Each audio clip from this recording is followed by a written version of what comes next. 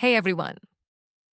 In today's video, we're going to talk about a skill that is extremely important for every website and every online business, SEO. Let's start with a very simple question.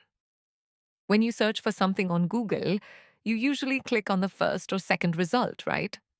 That's not an accident. That's the power of SEO.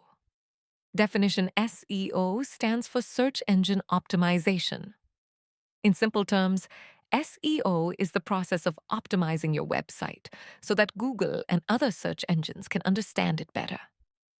And when people search for something related to your content, your website shows up higher in the results. The main goal of SEO is very simple: to bring free organic traffic to your website without spending money on ads.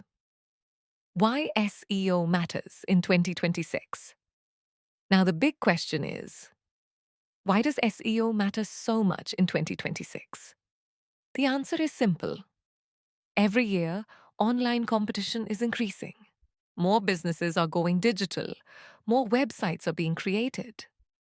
But user behavior hasn't changed. People still search on Google, and they still click on the top results.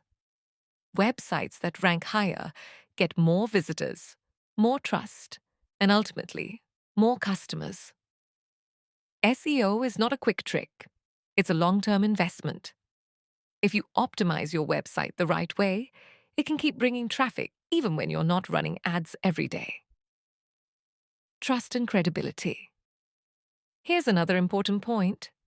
People naturally trust websites that appear on the first page of Google. Think about it. If Google ranks a site at the top, we automatically assume it's reliable. So SEO doesn't just bring traffic, it also builds trust and credibility for your brand. Quick fact. Here's a quick fact for you.